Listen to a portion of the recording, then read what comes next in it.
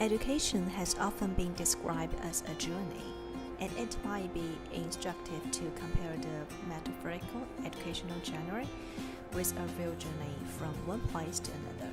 For example, we might think about what happens when we stop someone in the street and ask her for help in getting to our destination. There are basically three ways that a passerby might offer help if I am lost. Firstly, she might personally take me to where I want to go. Secondly, she might give me directions. For example, take the first road on the left, turn right at the traffic lights, and so on. And thirdly, she might draw a map for me. Similarly, there are three main ways to get from A to B in education. Graduated from my university in 2013, I worked as a nurse for 5 years and be a clinical faculty as my part-time job for 3 years. In my teaching experience of the past 3 years, I have tried different teaching methods, basically very similar to the three above. But this year, I started my master's degree learning in the courses Reflective Teaching and Learning. I learned a new approach to teach, to be a reflective educator. In this vlog, I want show you the exploration of my identity formation as a reflective educator. This vlog will be divided in 5 parts. First, the reason why I want to be a reflective educator. The second, I will talk about the adult education field. The third, relationship between nurses' core skills and reflective teaching methods. The fourth, use Rolfo's minimal module to reflect. The fifth, discussion and conclusion. And I will also show the reference list at the last. Part 1. First of all, I should find out the reason why I want to be a reflective educator. For this, I find that there are several facts can support the idea. It is commonly taught, in the United Kingdom at least, that reflection used both as a teaching and learning tool would develop nurses' intellectual capacity to contextualize knowledge to meet patients' needs. The United Kingdom Central Council for Nursing, Midwifery and Health Visiting, as part of its framework for post-registration education and practice, expects all nurses to engage in some form of reflective activity and to provide written accounts within a personal professional profile. In addition to these external factors, I find reflection can also increase nurses' skills. Used effectively, reflection can answer questions about the nature of nursing and can be used to generate nursing theory. Furthermore, lifelong learning involves the development of skills in critical thinking. Lifelong learning, by implication, reaffirms the necessity for nurses to reflect. Part 2. In Part 2, I want to talk about the adult education field because my students are mostly adults. The adult education field is so diverse. I have indulged in the tried and tested measure of simplification by extracting from the real world sufficient defining attributes or assumptions of the phenomena and study to produce two extreme views of what might constitute one source of the background. First, research into the theory and practice of adult education. This approach enables me to uncover a series of apparent paradoxes that appear to be contained within the field. Brookfield writes that there can be few intellectual quests that first educators and trainers of adults assume so much significance and yet contain so little promise of successful completion as the search for a general theory of adult learning. Individual learning behaviors are so idiosyncratic as to cast considerable doubt on any general assertions made about us as learners. So, how do nurses, or who are also adults, acquire knowledge? For the sake of simplicity, the main learning theories may be broadly grouped into three, the salient features of which are outlined below. The first, behaviorist theories. The second, cognitive theories. The third, humanist theories. In the humanist theories, it is more recent than the former two and emphasizes the individual's drive towards autonomy and a competence. The active search of the learner for meaning is stressed, with an emphasis on the social setting within which the learner operates, the engagement of which provides the learning milieu. The motivation to learn comes from the individual and the notion that educators should function as facilitators of learning, rather than teachers, is accepted. And Carl Rogers was an influential humanistic physiologist and writer. He believed that learning is brought about by a democratic and student-centered environment. Responsibilities for setting the direction and methods of learning rest as much with the learner as with the educator. Fundamental elements to the relationship are trust, mutuality, and purposeful interaction. Furthermore, in a small study, report a self-directed approach to evaluating learning needs, which they suggest can be applied in any clinical setting. Part 3. In this part, I want to talk about the relationship between nurses' core skills and reflective teaching methods. Like experienced nurses in my wards always said, nurses are inextricably bound to the context of caring. The concept of caring inherent in nursing does not always lend itself to quantitative analysis, though some believe that an academic science approach to developing nursing knowledge is the only way forward. The argument is that such an approach has a greater social value and academic status than any other, and that in the absence of science, research, and theory, nothing will be undervalued and will not be recognized as a profession. When questioned which knowledge nurses employ, it is not sufficient to rely on traditional technical rational science.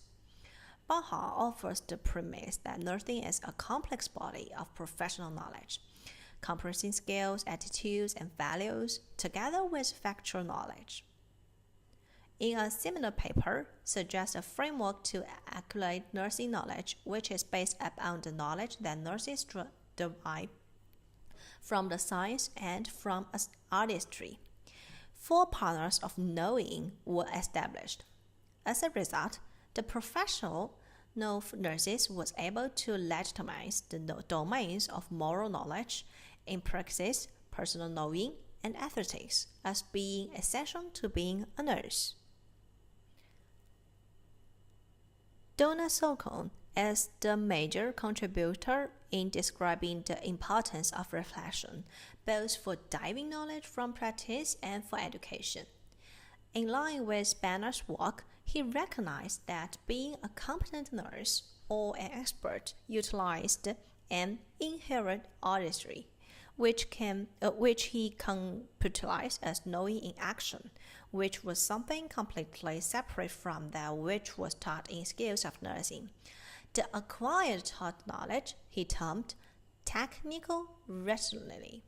The other types of knowledge or theory in action that he saw nurses relying on were their own generated theories about practice or theories in use, which governed the actual behaviors. These theories were acknowledged as having great value for professional practice. This theory was in direct opposition to the scientific approach nurse education had adopted. Reflective theory.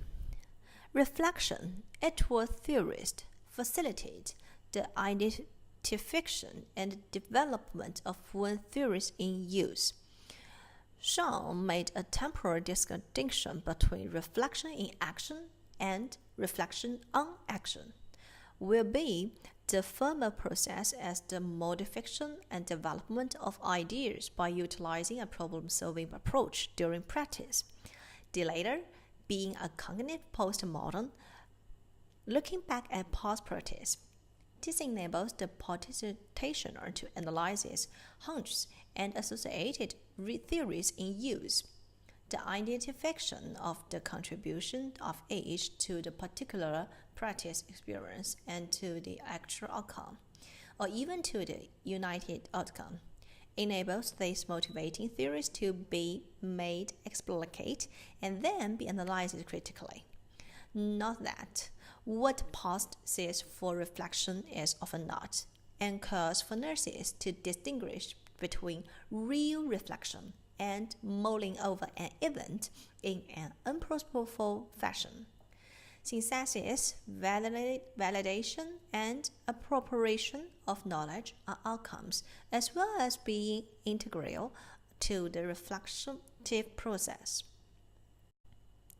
And I also wanted to talk about the teaching reflective skills. In order to encourage practitioners to reflect, writing, writing in various forms is largely advocated. For example, writing in a reflective diary about experiences, the aim of which is to help nurses clarify the knowledge underpinning their actions. Hallett discussed the role of the supervisor in learning through reflection, stating that it was found that they encouraged the students to think rationally in order to develop their own ideas about nursing practice. They also assisted the students to reflect in a number of ways by spending considerable periods of time with them, asking open-ended questions to facilitate reflection on an action, and developing a nutrition-safe environment in which the students could learn by adopting positive regard and emphatic understanding. The attestation is made that reflection is an important aspect of the process of critical thinking and synergisticity. Unless critical analysis is achieved, which reviews and links experience to the past or future, reflection will not occur. And Passon cites 4 factors which impact upon students' ability to reflect that she derives from nursing education research. First is the individual development level of reflection, followed by the individual's perception of the tutor's trustworthiness, the individual acceptance of journal writing, and finally, the quantity and the quality of feedback from the tutor. Part 4. In this part, I want to use one of the reflective model to reflect one teaching phenomenon I met. The model I want to use is the Rotfield minimal model. This reflective model is probably amongst the simplest ones, as it is based on 3 questions only. However, this does not mean that the reflections should remain superficial, but should be as comprehensive as possible. First, it's about what, and my question is, it is difficult for students to apply the experience gained from reflection into practice, and I wanted to improve this. And the second part is, so what? I think in this part, I wanted to use some theories to help me. So I read several literature to find whether the reflection needs special skills. Does my students do not have these special skills, so they can't to transform? And in the literature, I found the reflective skills required to reflect are almost somewhat vague in the literature, but many emphasize general attributes as being prerequisite. These appear mainly to be open-mindedness and a motivation to reflect. Impact skills, the majority of which are notably higher mental process such as critical analysis, self-awareness, synthesis, and evaluation, which form the basis of a degree level study, are deemed to be critical. The reflective practicum is, according to Snowball, a virtual world where nurses support each other in reflective dialogue, the purpose of which is to integrate thought theory and skills with theory divided from the reflection in practice of competent nurses. And Andrews comment that if reflection is seen by the nurse as part of a development cycle, will be new knowledge is integrated with old rather than knowledge admitted being an end to itself, then changes in practice are more likely to occur. In addition to skills, there are environmental factors to consider. In China, in my country, the length of study for nursing undergraduates is 4 years. They spend 3 years in school learning new knowledge and skills, and 1 year in clinical practice. Therefore, in the first 3 years of study, they lacked a clinical environment for knowledge transformation. The imperfection of environment setting and the solidification of learning mode can have an impact on the transformation of students' knowledge. So it's time to think about now what. And I have wanted to have 3 steps to change this situation. The first, increase skill practice, critical analysis, self-awareness, synthesis, and evaluation, and so on. And the second, I wanted to increase students exposed to the clinical environment, maybe increase the time in every year. And the third, improve the teaching mode, add reflective practice to both knowledge learning and skill learning. I think that will be much better for the students to know not only on the books but also in the practice and about the skills. Okay, part 5. In this part, it is the discussion and conclusion part, and I wanted to say something in my heart. I think during the last 3 decades, nursing knowledge has been developed mostly applying the acceptable in practical methods of inquiry with the primary aim of establishing a systematic, generalized knowledge base for practice. In the recent years, however, this orientation has been modified by an increased interest in and acceptance of various interpretive methods, such as phenomenological, humanistic, and critical approaches to advanced nursing knowledge. And nursing practice is viewed as a rich source of new knowledge as practitioners are engaged in creating as well as modifying knowledge to respond to specific clinical situations. Using reflective methods to be a reflective educator will be good for cultivating students with reflective spirit. But some problems should also be mentioned. For example, a lack of theoretical knowledge of reflection and skills development was compounded by poor skill mix and decreasing resources, making it very difficult for nurses to find either the time or the energy to undertake anything other than ad hoc reflection. This view is acted by Persson. And another major difficulty cited is that reflection on action relies on the memory.